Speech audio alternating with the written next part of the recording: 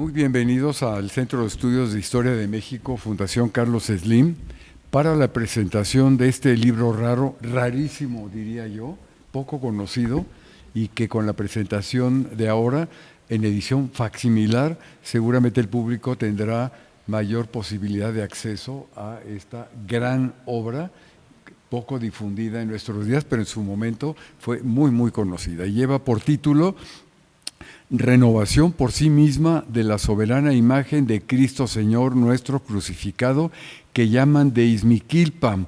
Y bueno, no digo más porque ustedes van a tocar el tema.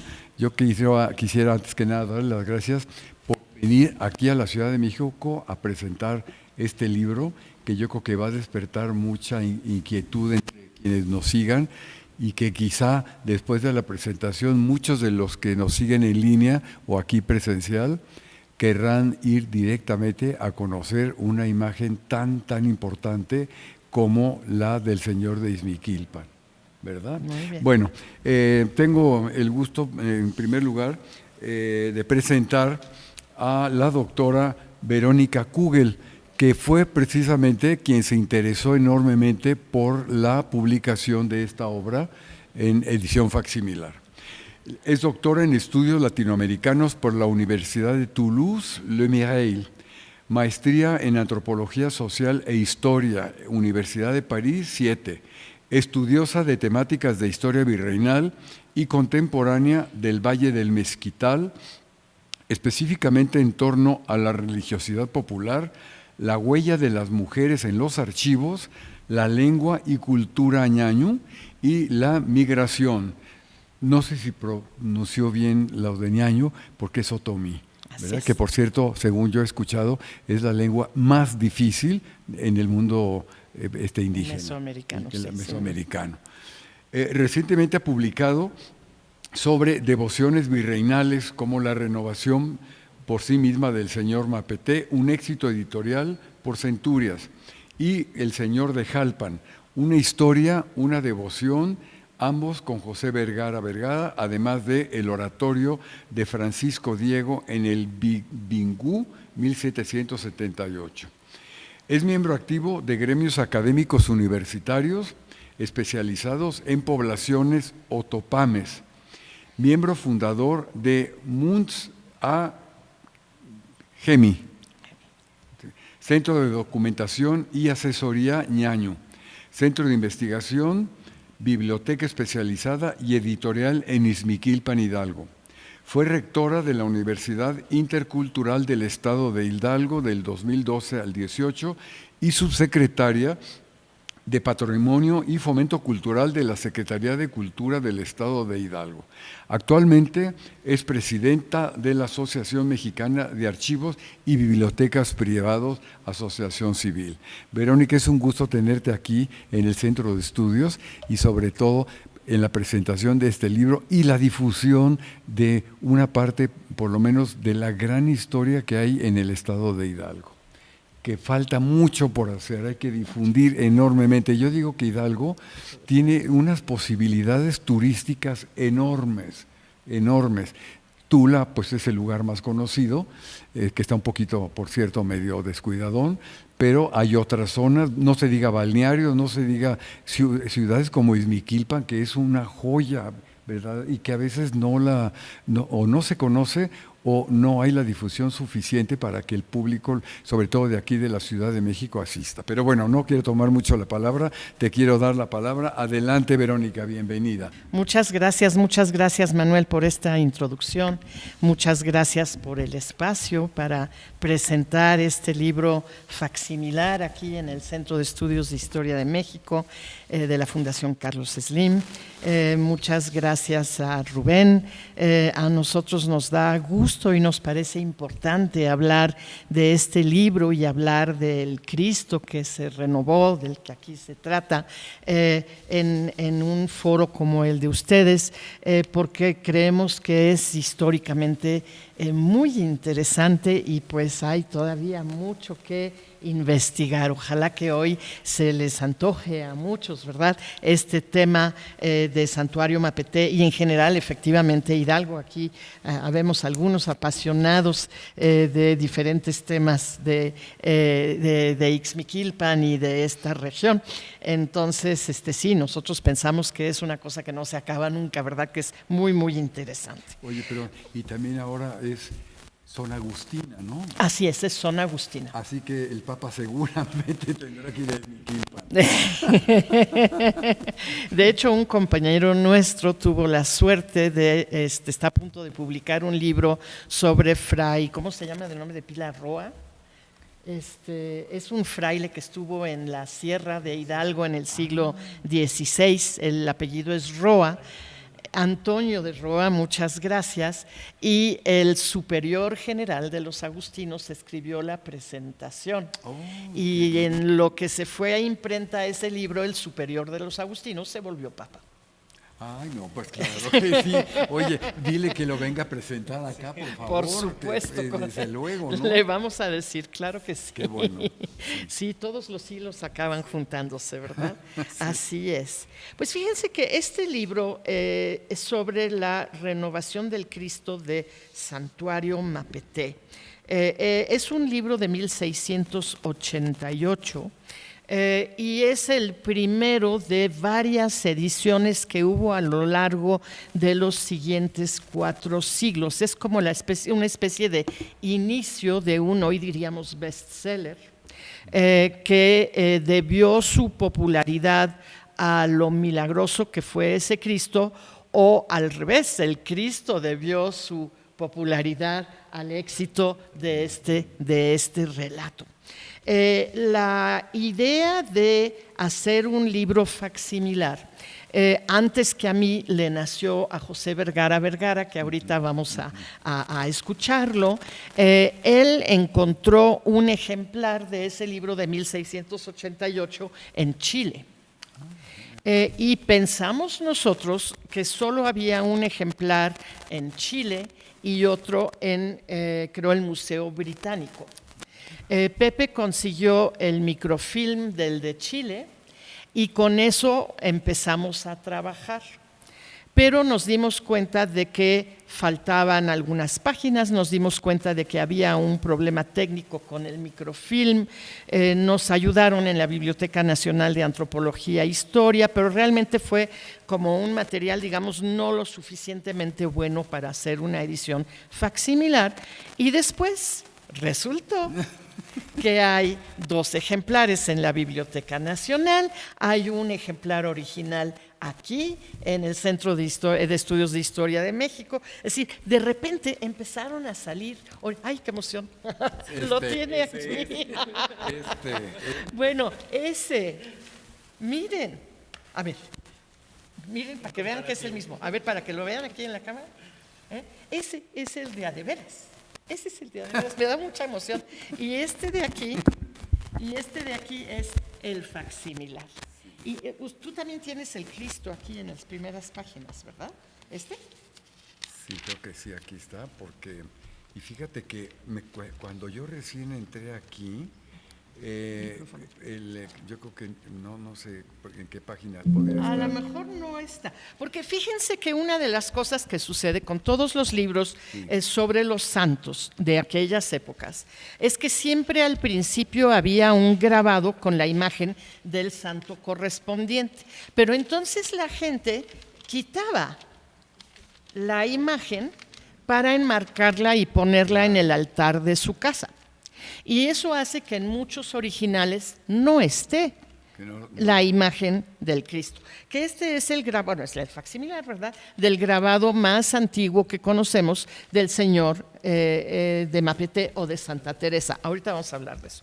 Y entonces, como es el grabado más antiguo y es una cosa tan preciosa, lo que hicimos fue, además, en el libro poner un ejemplar del mismo grabado en más grande, Para que no lo... Para que no saquen y para que puedan poner en su altar uno un poquito más grandecito. Bueno, ya les conté una parte de cómo pensamos esta edición, pero primero quiero terminar de decirles por qué es tan importante este libro de 1688. De hecho, la renovación milagrosa sucedió en 1621. En el pueblo de Santuario Mapeté, que se encuentra en ya hacia como el norte del municipio de Cardonal, como hacia Nicolás Flores. Para los que han ido a las grutas de Tolantongo es el mismo municipio, pero es otro rumbo de ese municipio. Entonces hay ese Cristo que dicen que lo trajo en el siglo XVI Alonso de Villaseca, fue un minero muy muy exitoso del siglo XVI, que se instaló en lo que se llaman las minas de Ixmiquilpan, por esto se llama el Señor de Ixmiquilpan, y trajo la Virgen que está en Cardonal y trajo el Cristo que hoy ya no está en Mapeté. Vamos a ir desarrollando eso ahorita. Entonces, ese Cristo a lo largo de los decenios se degradó, es un Cristo de caña de maíz, se degradó y se puso muy feo. Entonces el obispo del momento, cuando hizo su gira en su diócesis, dijo: ya da más lástima que devoción, por lo que pues dijo que lo enterraran con la siguiente persona adulta que se muriera. Y no se murió nadie durante 7 años, así nos relatan la historia aquí. Y en un momento dado, en un momento de sequía muy grande, seguido de una hambruna muy grande, generalmente esto conllevaba epidemias porque las personas estaban debilitadas y se enfermaban, sacan al Cristo aunque diera lástima porque pues a ver si así llovía. Y según nos relatan aquí, pues llovió. Pero además de que llovió, y solo ahí, además el Cristo en las siguientes semanas se renovó por sí solo. Eso es lo que relatan aquí. Hay un testimonio del momento, del sacerdote que vivía ahí en el momento, que se llamaba Zamora, en el que él relata su versión presencial de los hechos. Esto no es una versión presencial, esto es 60 años después. Es decir, no había nacido Alonso de Velasco cuando se renovó el Cristo, pero a él le tocó hacer el expediente que solicitó el obispo para que se comprobara que sí fue un milagro, ¿no? Entonces, pues él, con todo su conocimiento, pero eso David se lo sabe mucho mejor que yo y nos lo contará, hizo este expediente, 254 páginas del siglo XVII, sobre lo que él consideró necesario para respaldar el hecho de que esto había sido algo milagroso. Entonces, este libro se publica en 1688, es el primerito que se imprime. Hay una segunda versión en 1699 y así se siguen hasta el siglo XX y si cuentan hasta el siglo XXI, ¿verdad? Pero este es el primerito, el que Manuel tiene en sus manos, que sí me da mucha emoción. Ese es el primerito. Entonces, cuando vimos que había estos pocos ejemplares y tuvimos la posibilidad de que se digitalizara el ejemplar de la Biblioteca Nacional de Antropología e Historia, quisiera agradecerle al doctor Baltasar Brito el empeño que él puso en esto para que fuera posible esta edición. Pues fuimos pensando cómo lo queríamos hacer, para quiénes lo queríamos hacer y cómo lo íbamos a hacer practicable, ¿verdad? Entonces, lo primero que fue necesario fue hacer una solicitud al INAH para que no nos cobraran cada una de las 254 imágenes, que son 1,000 y pico pesos por imagen, nomás les digo. Como dicen los del INAH, no somos nosotros, es Hacienda, ¿verdad? Bueno, pero como quiera que sea, hay que pagarlo. Entonces, para no pagarlo, hay que demostrar que uno es una institución pública, o en este caso, el pueblo de Mapeté solicitó las imágenes argumentando que era su historia, de su comunidad. Entonces llevamos un correo de la comunidad de Mapete con como 30 firmas de todos los comités del pueblo, sellos, cosas y demás, a Lina solicitando las imágenes y se nos facilitó con lo que pudimos hacer el libro, porque si no, simplemente las imágenes pues ya hubiera sido más caro que la impresión, ¿verdad? Y después, en las pláticas con el pueblo de Mapete, resultó un interés y un compromiso del delegado, del comité de la iglesia, pero de muchas personas de la comunidad para que este libro se hiciera. Este libro en la parte de atrás tiene los logotipos de la comunidad de Mapete, la delegación y el comité de la iglesia, más los de nuestra asociación que hizo el trabajo ya para convertirlo en libro, más los de Lina, porque de ahí surgieron las imágenes. Pero sí les quiero decir que las personas de los comités tuvieron confianza en José Vergara, que conocen desde hace muchos años, tuvieron confianza en mí y la gente tuvo confianza en sus comités. Hubo una preventa y en esa preventa participaron 198 ciudadanos de Mapete. Pagaron su libro antes de que existiera. Eso también es confianza. Y sin eso no hubiéramos podido pagarle al impresor.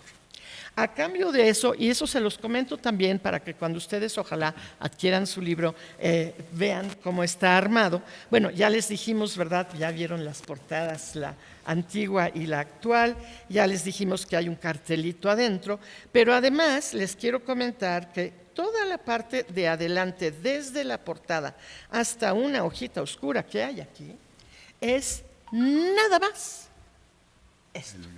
Nada más el facsimilar. No hay una palabra, no hay página legal, no hay saludos de nadie, es el facsimilar, hasta acá. Y aquí ya pusimos lo que habitualmente se pone enfrente. Es decir, quisimos respetar 100% el libro histórico. Aquí ya tienen ustedes el saludo del delegado en nombre de la comunidad, tienen ustedes la lista de todos los ciudadanos de Mapete. Eso a mí me da mucho gusto y orgullo, porque si no, este libro no existiría. Toda la lista de las personas que participaron en el financiamiento de la impresión. Después tenemos un pequeño trabajo del doctor Brito sobre los ejemplares y posteriores del libro de Velasco en la Biblioteca Nacional, y después hay un trabajito de José Vergara y mío sobre la historia de los trabajos de Alonso de Velasco y la habitual página legal. En fin, lo que quisiera subrayar es que este libro no hubiera sido posible si las personas de la comunidad, cuya historia es, porque esto es fundante para el santuario de Mapete, si las personas de esta comunidad no hubiesen sentido propia esta historia, si no hubiesen participado en el financiamiento de este libro, pues hoy no estaríamos aquí. Entonces, pues eso quisiera yo comentar, pero antes de ceder el micrófono quisiera saludar también a Sor María de Cristo, que nos está viendo a través de las redes en este momento. Ella es carmelita descalza, está en el convento de Carmelitas Descalzas de Tlacopac, aquí en la Ciudad de México, y es importante decirlo para saludarla por todo el interés que ella tiene en este Cristo, pero también para decirles a todos ustedes que el Cristo que se renovó en Mapete, que el obispo de aquel entonces, pues les quitó, ¿no? Les quitó, lo solicitó para tenerlo él. Pérez de la Serna. Ese es Pérez de la Serna.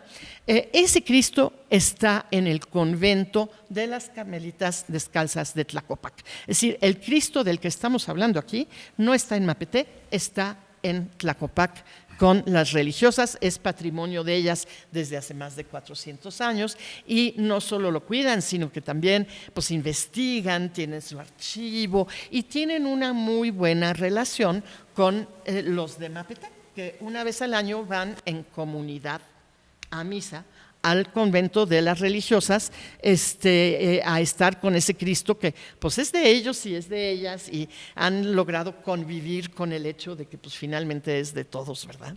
En Mapete hay otro Cristo que toma el lugar del Señor de Mapete y que se festeja y se venera y ha acompañado a la comunidad desde hace, no sabemos exactamente cuándo, pero como unos 300 años, y la fiesta del uno y del otro es el lunes próximo 19 de mayo.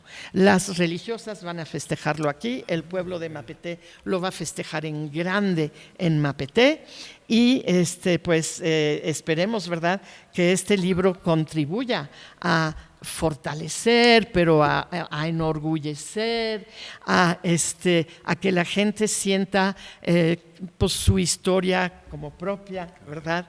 Y pues esa era la idea, ¿verdad? A través de este libro tener algo que los historiadores pudiésemos ver, estudiar, leer, comparar y demás, pero sobre todo que la gente de Mapete pudiera tener que es el libro más antiguo, 1688. Miren qué bien se conservan, es increíble, tiene 400 años ese libro, que pudieran tener esto en sus manos todos los habitantes de Mapete, en Mapete, y los muchos que están en Estados Unidos y otros lugares, pero que son ciudadanos de Mapete. Bueno, pues hasta aquí mi comentario. Muchísimas gracias. Nos da mucho gusto que haya salido pero te voy a decir, porque no conocían, yo creo, que el centro de estudios. Es verdad. No, sí, porque aquí el libro ya tiene mucho tiempo que está aquí y está digitalizado además también, ¿sí?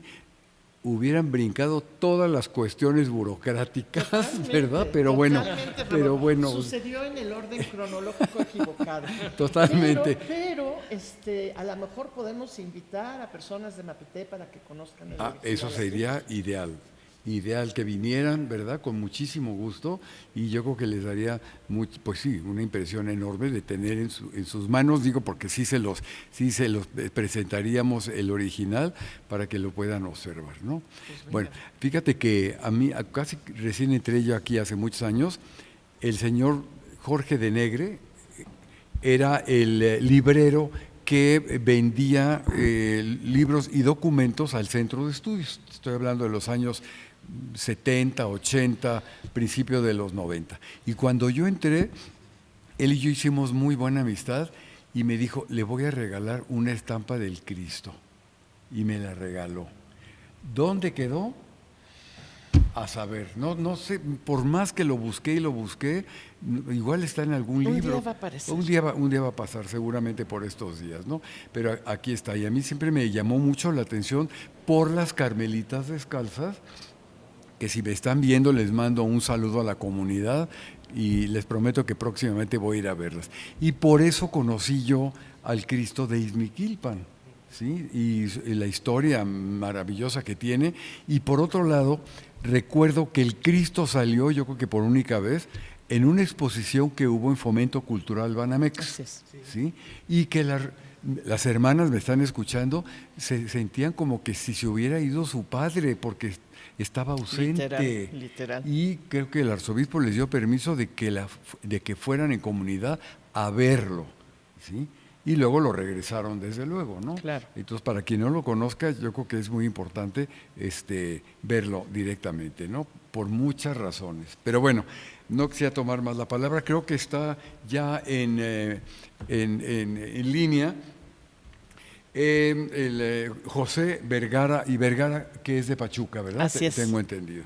Es historiador, se desempeña como profesor y hoy es Día del Maestro, así que le mandamos un cordial saludo. Investigador del Instituto Nacional de Antropología e Historia en el Centro INA Hidalgo. Hace más de 40 años que ha trabajado temáticas relacionadas con el santuario Mapete y el bachiller Antonio Fuentes de León, mecenas de su retablo. También son temas de su interés los relacionados con la historia virreinal del estado de Hidalgo. Participó en el rescate y organización de los archivos históricos de los poderes judicial y legislativo del estado de Hidalgo. Y entre sus publicaciones Anotamos los conventos de los Santos Reyes de Meztitlán y Santa María de Molango, lugares verdaderamente extraordinarios, a veces muy poco conocidos, pero, y además, agustinos, ¿verdad? Sí, agustinos, sí. El Meztitlán es agustino, sí. Agustinos, por eso ahora... Sigue siendo convento agustino vivo.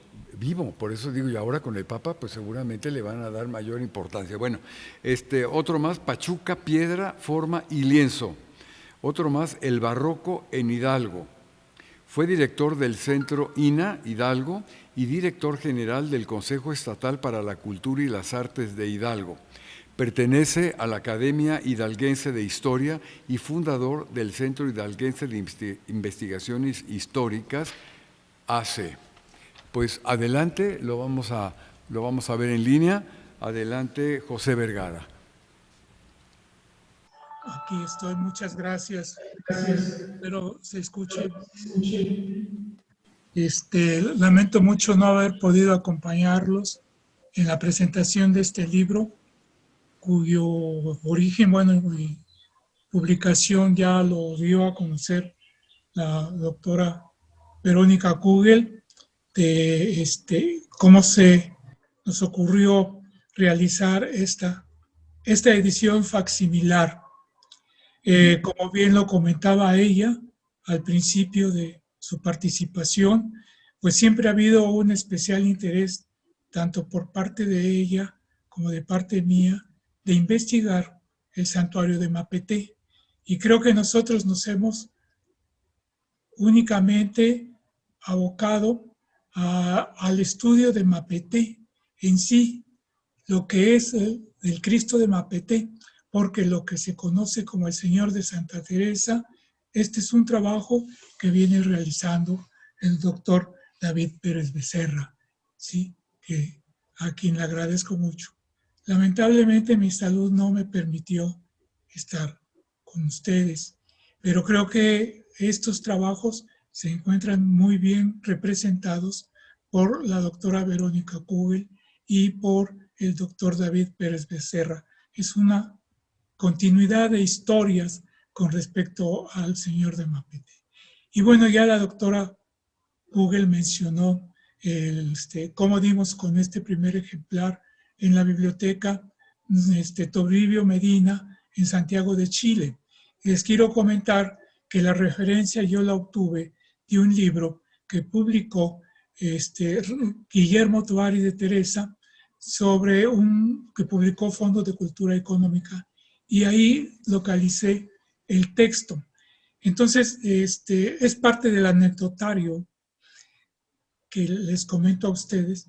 Escribí yo a Santiago de Chile preguntando por el libro, que si había posibilidad de obtener un microfilm.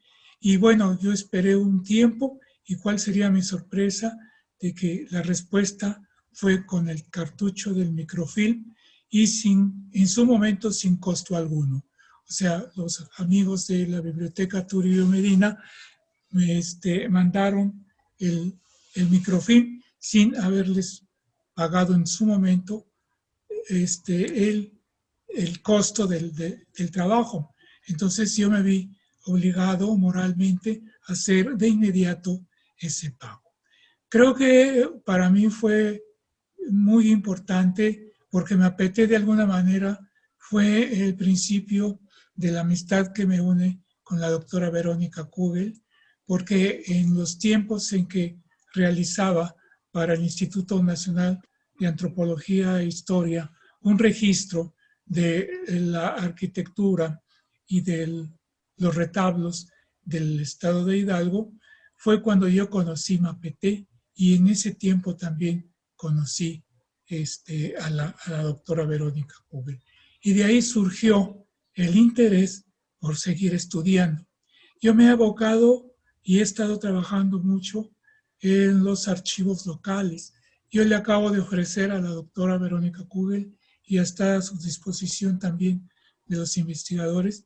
Le voy a facilitar a la doctora los testamentos de alguien que está muy vinculado a la producción artística del Santuario de Mapeté, los testamentos del bachiller Antonio Fuentes de León, que es una fuente de información muy importante no únicamente sobre la construcción de los retablos, él los financió, sino también para la situación social y económica que se daba en su momento en Mapeté, porque él viene a reflejar cuál era la situación que se vivía en esa segunda mitad del siglo XVIII y cómo él se lamentaba de las exacciones económicas a los que estaban obligados las comunidades indígenas del Valle de Mezquital por parte digamos, de los párrocos de la región. Y él los va a eximir de esos pagos a través de los bienes que tenía, los va a dejar como parte de su herencia para que los futuros bachilleres que ocuparan el cargo en santuario, bueno, en este caso en el cardonal, tuvieran los emolumentos necesarios para las festividades. Entonces, yo creo que falta mucho por investigar en lo que se refiere a Santuario de Mapeté, no obstante los avances que se tienen. Una figura que en determinado momento está vinculada a la renovación del Cristo es el bachiller Pedro de Zamora, el licenciado Pedro de Zamora, que es el testigo presencial y el que va a dejar escrito, no recuerdo ahorita el número de cuartillas, pero que es realmente el origen del libro de Alfonso Alonso de Velasco, y que afortunadamente se localizó, el doctor David Pérez Becerra lo localizó en el Archivo General de la Nación. Bueno, pues él menciona que estuvo en el archivo de Zimapán, yo me aventé un clamado en el archivo parroquial de Zimapán, nunca lo localicé, pero bueno, me perdí en este caso, pero qué bueno que ya se tiene en nuestras manos gracias al trabajo del doctor David Pérez Becerra. Falta mucho por investigar, falta mucho por conocer, falta muchas cosas por publicar sobre el santuario de Mapeté. Y algo que yo quiero señalar muy ampliamente aquí es el compromiso que tiene la propia comunidad del santuario de Mapeté. Ya lo mencionó la doctora Verónica Kugel. Si no hubiera sido por su aportación, posiblemente no hubiéramos tenido el libro. Yo lo estuve vendiendo entre algunos compañeros que están interesados por la historia del estado de Hidalgo. También aportaron su granito de arena, pero creo que uno de los éxitos que ha tenido la doctora Verónica Kugel en la publicación de algunos otros textos es hacer esas preventas, porque esto permite allegarse de recursos, pagar a la impresora, a la imprenta, tener el producto, entregarlo a quienes pagaron su costo antes de que saliera al público.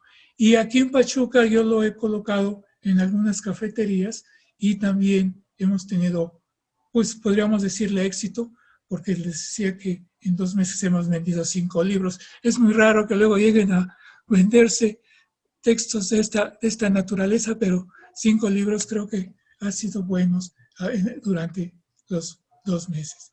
Pues yo quisiera escuchar ahora al doctor David Pérez Becerra. Les agradezco mucho su atención por parte de ustedes y que haya podido tener esta breve y corta participación a través de los medios de comunicación. Muchísimas gracias por su atención. Muchas gracias. Les recordamos también que queda grabada esta presentación para el público que no pudo asistir en línea o presencial, para que lo pueda ver en unos días en nuestro sitio de internet. Bueno, y ahora le damos la palabra al doctor David Pérez Becerra.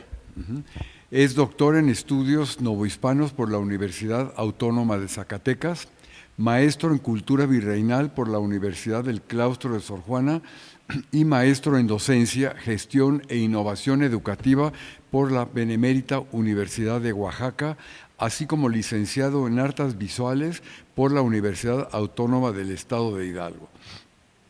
Se ha desempeñado como docente investigador en el Instituto de Artes y como director del Festival Internacional de la Imagen, Fini en el 2022 en esa misma institución. Actualmente es profesor por asignación del CENIES, adscrito al área de diseño y comunicación. Ha participado como conferencista en varios coloquios y congresos realizados en distintas universidades y museos, tanto nacionales como extranjeras, entre ellos el Museo Nacional del Virreinato en México, el Museo del Oro en Bogotá, el Museo Pedro de Osma en Lima, así como en la Universidad Nacional Autónoma de México, la Universidad Nacional Mayor de San Marcos, la Universidad del Pacífico, la Universidad Nacional de Colombia y la Pontificia Universidad Javeriana, entre otras. Ha publicado varios ensayos, columnas y cédulas curatoriales. Es miembro del Seminario Permanente Conventos de Monjas y Beaterios, Vida Conventual del Virreinato a la Postmodernidad, y del Seminario de Estudios Virreinales en el Mundo Hispánico y de Alquimistas, colectivo dedicado a la investigación del uso de procesos antiguos fotográficos con sede en la Fototeca Pedro Valtierra en Zacatecas. Pues bienvenido y te escuchamos con gran gusto, David. Pues muchas gracias a todos los que nos acompañan de manera presencial y que nos acompaña a través de las redes. Y pues agradecerles primeramente a usted, doctor, por permitirnos presentar este texto maravilloso en este lugar extraordinario. Y bueno, compartir yo creo que la alegría de la doctora Cugel y del maestro Vergara, a quien le mandamos un muy afectuoso saludo hasta Pachuca, porque esta tarde estamos reunidos por el trabajo de ellos dos. Ellos, charlábamos hace un ratito a media tarde sobre cuántos años han pasado desde que ellos soñaron en ver materializado este texto, ¿no? de manera impresa. Es un texto maravilloso para quien nos ve a través de las redes, para quien está aquí presencialmente, por una razón importante históricamente. Es uno de los, me atrevería a decir, es el primer texto jurídico en el que se da la forma de cómo se entenderán los milagros en la Nueva España, si no es que en el Nuevo Mundo. Es uno de los primeros textos en los que se sigue plenamente los dictámenes tridentinos, para explicarlo más sencillo para las personas que nos siguen en redes. A partir del Concilio de Trento, la veneración a santas imágenes debía de estar censado por el obispo. Y la imagen a la que refiere este texto es un Cristo del que se presumía haberse renovado por sí mismo en 1621, la historia que nos contaba la doctora Verónica Cugel. Es una de las hipótesis de mi tesis doctoral. La imagen fue trasladada a la Ciudad de México por pedimento de Pérez de la Serna y colocaron la imagen junto con los huesos de Gregorio López, una suerte de binomio promocional. Yo siempre, a manera de broma, digo que es marketing barroco, ¿no? Porque iban por una doble vía, digamos, para alcanzar el reconocimiento de la mitra mexicana como una de las mitras más importantes del Nuevo Mundo, es decir, o alcanzaban la causa de santidad de Gregorio López o el reconocimiento de una imagen como el señor que se va a empezar a conocerse como señor de Santa Teresa, por estar justamente en este convento, que además su nombre oficial es el convento de San Joseph, y que popularmente lo conocemos por Santa Teresa la Antigua, digamos, por estos recovecos y retruecos que tiene la historia. Pero esta hipótesis de la que yo hablo es que la imagen y los huesos del venerable eran un binomio. Ese binomio se fracturó durante la gobernanza de Enríquez de Rivera, quien separa imagen y los restos del venerable. Los restos son llevados a catedral, incluso hoy platicábamos justo de esto, la cabeza del venerable Gregorio López está en Madrid y el resto del cuerpo está perdido en la Catedral de México, no se sabe bien a bien dónde terminó. Y cuando las carmelitas descalzas perdieron esta preciadísima reliquia, tuvieron que buscar, o eso es lo que yo construyo hipotéticamente, el reconocimiento de la imagen como milagrosa. El pequeño problema es que había que ceñirse a una estructura jurídica muy complicada y los entonces capellanes, se apellidaban Salcedo y Esquivel y Solís de Zúñiga, presentan la causa. La causa está en el AGN, es un manuscrito maravilloso que puede ser consultado. Y en esa causa ellos van presentando, digamos, testimonios de personas que de oídas, incluso así dice el documento, de oídas o de vistas por alguien más, ¿no? Así dice, vistas por alguien más, supieron del milagro, ¿no?, acontecido. El pequeño problema es que cuando Salcedo y Esquivel y Solís de Zúñiga presentan esto a la mitra, el chantre de la catedral, que es Díez de la Barrera, les rechaza la causa, les dice: no, esto está muy mal armado, jurídicamente no tiene pies y cabeza, y además yo tengo un papelito que me acaba de llegar de Zimapán donde narra la historia del Cristo de Santa Teresa. Ese papelito del que habla el chantre de la catedral es nada más y nada menos que el diario de Pedro Zamora. Es un documento, también se conserva en el AGN, son 16 pequeños folios, ¿no?, pequeñitos, un cuarto de folio, en el que en manuscrito está narrado el milagro de la renovación. Tiene una particular narrativa el librito, el cuadernito, que se le llama de Pedro Zamora, porque además se le llama porque no se sabe bien a bien si es o no de Zamora, porque no está firmado por nadie. No tenemos firma autógrafa que nos dé como la certeza de qué, pero en esa anécdota que les cuento, el chantre le dice a los capellanes de aquel entonces de las Carmelitas Descalzas de San Josef que él tenía el cuadernito de Zamora y se los da, ¿no?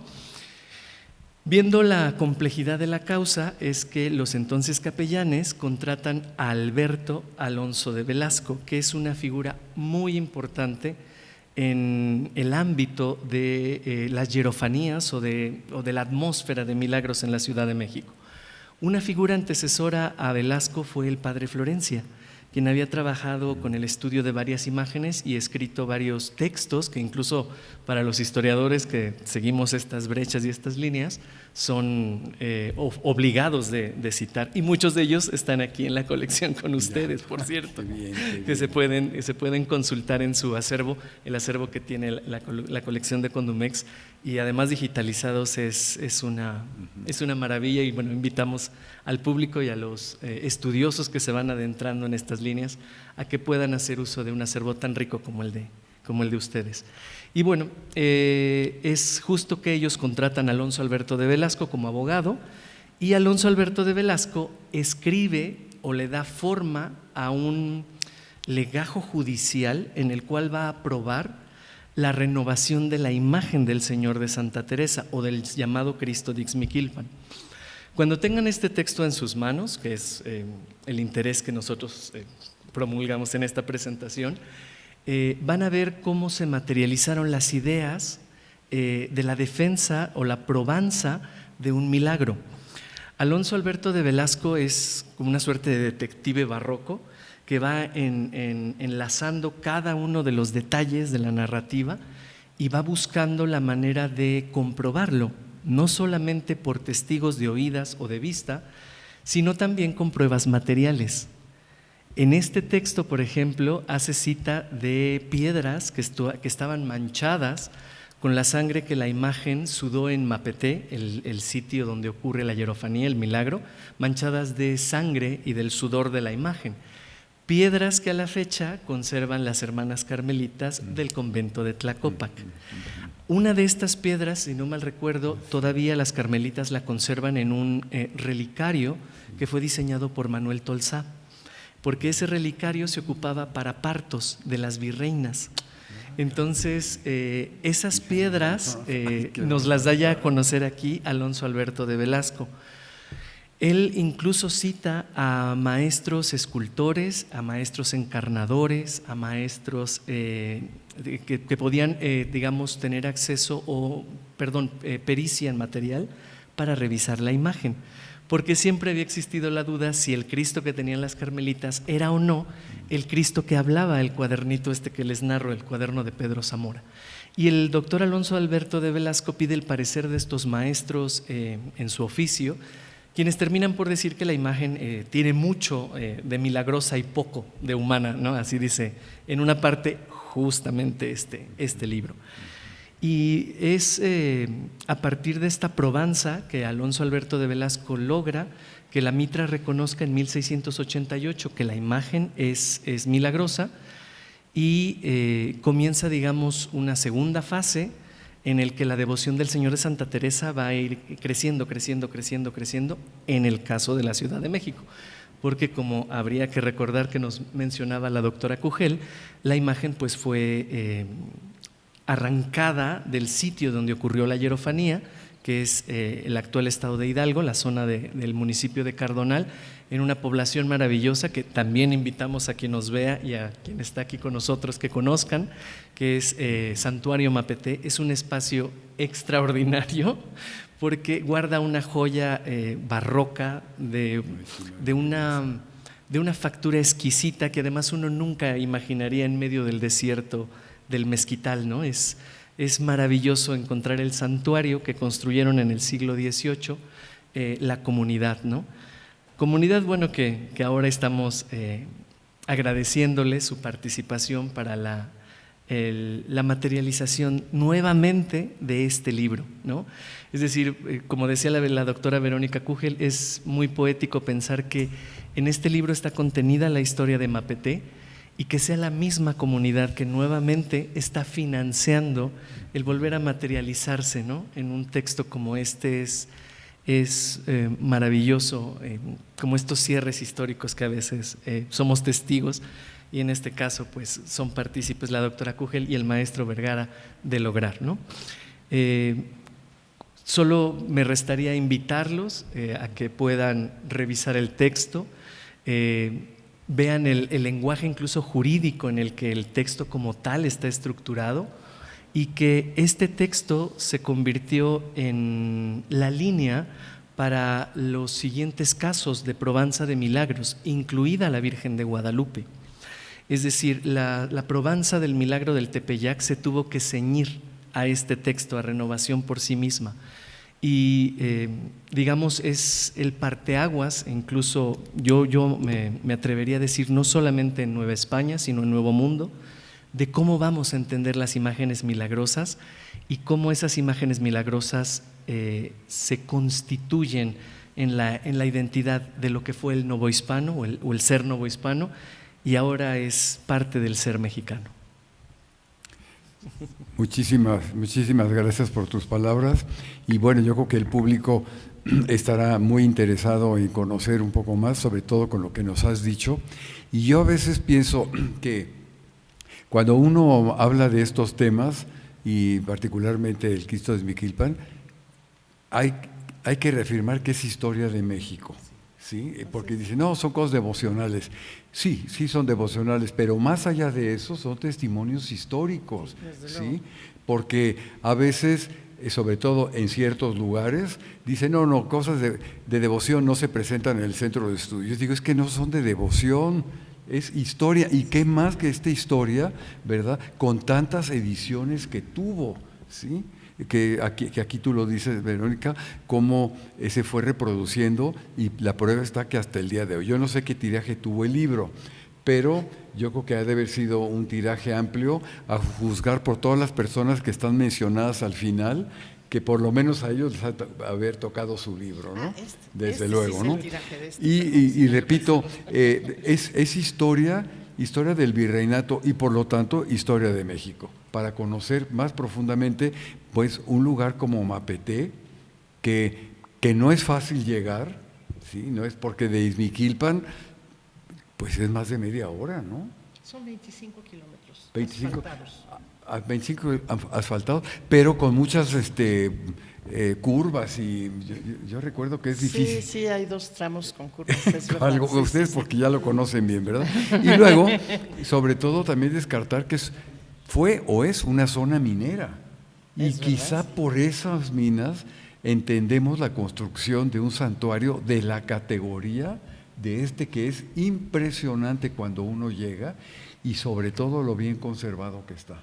Así es. Es increíble que cómo se pudo salvar aquello, sobre todo de la época del neoclásico y demás, y que fue intocable, ¿sí? Y luego ya no contaron ustedes, para quien no lo sabe, pero se los pregunto ahora, ¿en qué consistió el milagro?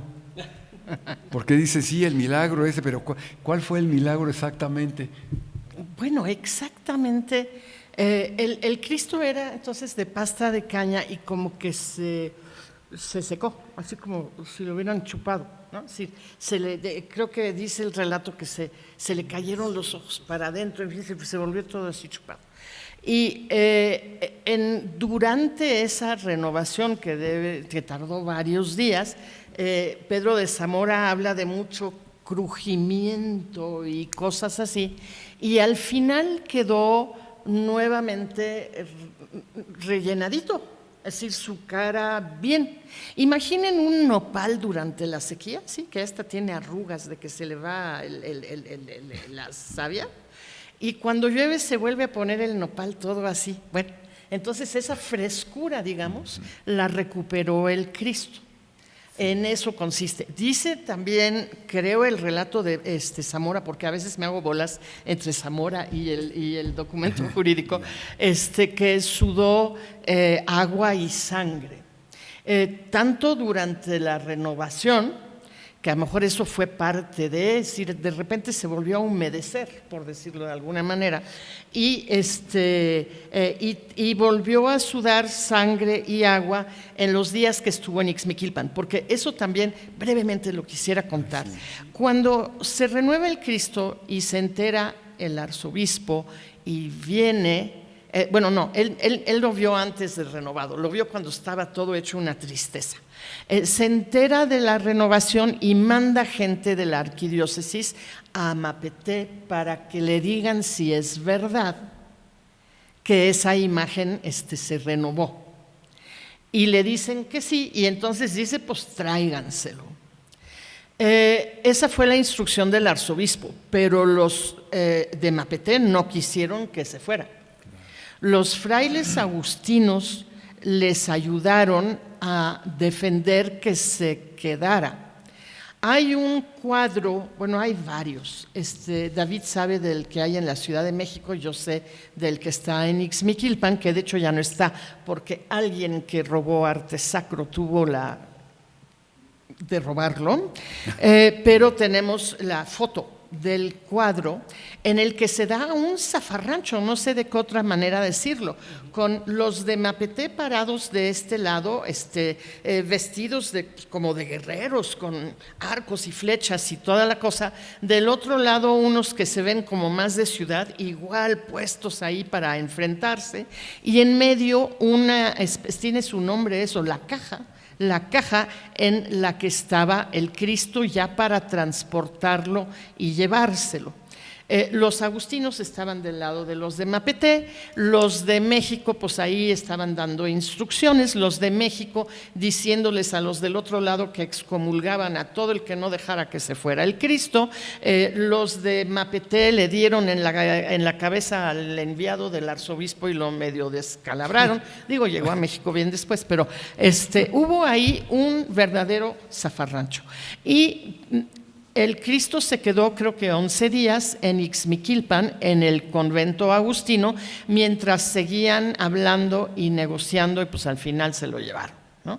Entonces, esa parte de las manifestaciones milagrosas que siguió teniendo en Ixmiquilpan también tienen que ver con esas piedras que tienen ahí las monjas en Tlacopac. Es decir, esa parte también está relatada aquí. No solo es que se renovó, sino es que siguió mandando mensajes de su sacralidad y de su poder milagroso a través de esas manifestaciones de sudor y así, ¿no? Entonces, en eso consistió el milagro y en eso consistió la gran pérdida, ¿no?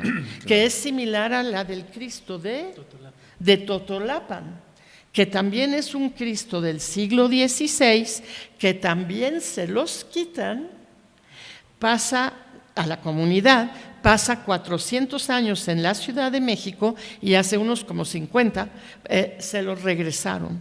Y es muy impresionante porque la comunidad recibió al Cristo como si se lo hubieran llevado ayer. Digo, del siglo XVI a hoy, ¿cuántas generaciones hay? 3.5 por siglo, por 4 siglos, son como 15 generaciones o más. 15 generaciones de memoria de lo que era suyo, lo que era importante para ellos y con lo que lo volvieron a recibir. Es decir, son cosas muy fuertes y muy importantes en términos de la identidad de la gente y del lugar que la gente le otorga a sí misma y a su visión del mundo en su identidad. Y en efecto, por eso, esto es historia de México. Por supuesto que es historia de México. Claro. Sí, es la identidad, además de un pueblo y demás. Y por otro lado también, yo me acuerdo que alguien de la UNAM estaba investigando para hacer la biografía de Alonso de Villaseca, y yo no sé si concluyó o no, porque pues es un personaje importantísimo, ¿no? Para el minero, además, y era el hombre más rico del momento. ¿Sí? Así es, el más rico de todos, y tenía que dejar un testimonio, y lo dejó sin lugar a dudas en la fundación precisamente del templo, ¿no? La verdad es que Alonso de Villaseca y otros fundaron las minas de Ixmiquilpan probablemente incluso poco antes de las de Taxco, es decir, primeras minas de la Nueva España. De plata. Y sí, de plata. Muy poca plata, pero sí había un poquito de plata. Días antes o días después de las de Taxco, eso cada quien defendemos los días de nuestro lado de la historia, ¿verdad? Sí. Pero son prácticamente contemporáneas y son las primeras en la Nueva España. Ahí se conocen Villaseca y otros mineros, aprenden de minería, porque no llegaron mineros de España, estamos hablando de 1540 y poquitos. Y de ahí se van juntos como empresarios mineros a Zacatecas. Y ahí es donde se vuelve tan rico Villaseca, pero siempre mantiene su casa en las minas de Ixmiquilpan. Cuando ya está viejito, enfermo, tenía gota, le dolía todo, ya nomás estaba ahí en las minas de Ixmiquilpan, entiéndase, pues ese rumbo de Cardonal y de Santuario. Y todos los que querían algo de él, que era el hombre más rico de su momento, tenían que ir a Cardonal, eso hay que imaginárselo. Y yo los imagino a caballo, los jesuitas y todos tarán, para ir a ver a Villaseca y a ver si les daba lo que ellos querían, como mecenas que era. Villaseca es un personajazo. Habemos varios que lo estamos trabajando, hubo bien. Algunos antes de nosotros que lo trabajaron, como por ejemplo Raúl Guerrero. Es un tema que en términos de alguna publicación fundamental, digamos, sin sigue duda. Pendiente, pero hay ahí pues interés de varias personas. Yo creo que él, y después estábamos hablando de Pedro Romero de Terreros, minero del Real del Monte y Pachuca 2 siglos después. Son quizás los 2 personajes más ricos, mineros de la Nueva España, que tuvieron muchísima influencia en todo lo que sucedió en su tiempo, inclusive en los financiamientos de los proyectos de los reyes de España en turno.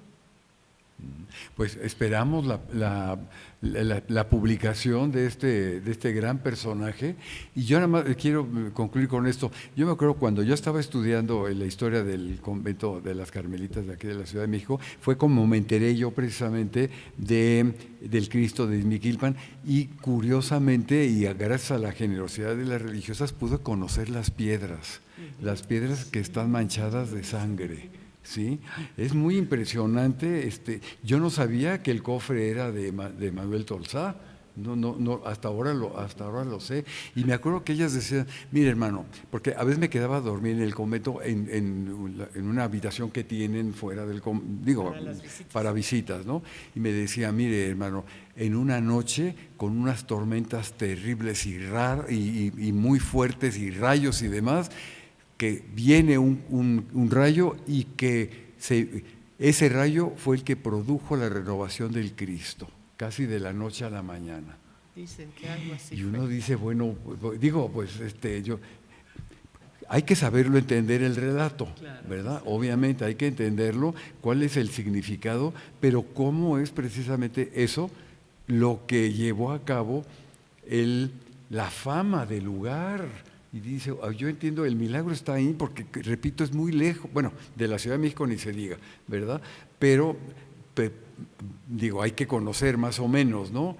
Y ver el paisaje, además, porque está en alto, y ver el paisaje maravilloso para llegar ahí.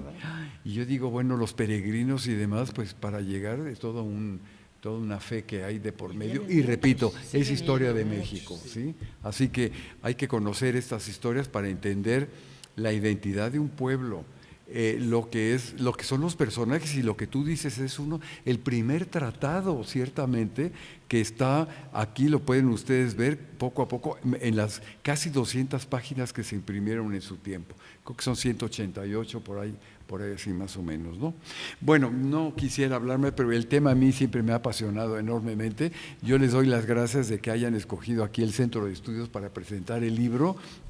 Y esperamos el de Alonso de Villaseca, porque en realidad yo desde hace muchos años sabía que alguien lo estaba trabajando, sí, hay más personas. Y ahí va, pero ahí va ya pronto. Muy bien, bueno, pues es que ese es un proyecto y vamos a ver, a lo mejor hay suma de proyectos o a lo mejor salen 2 o 3. Ah, bueno. Vamos a ver, ¿verdad? ¿Qué es lo que sucede? Ojalá, ojalá que sea pronto. Pues nada, muchas gracias a todos los que nos siguieron. ¿El libro está a la venta? El libro está a la venta, cuesta 250 pesos. ¿En dónde? Lo pueden ustedes adquirir, por supuesto que en la comunidad de Mapete, lo pueden ustedes conseguir a través de nuestra asociación Munzahemi, que tiene su Facebook, donde se puede solicitar. Lo pueden ojalá adquirir aquí, si podemos dejar algunos a consignación. Sí. Y en Pachuca, Pepe, ¿dónde en Pachuca se puede adquirir? Seguramente, pues en Mapete ni se diga, ¿verdad?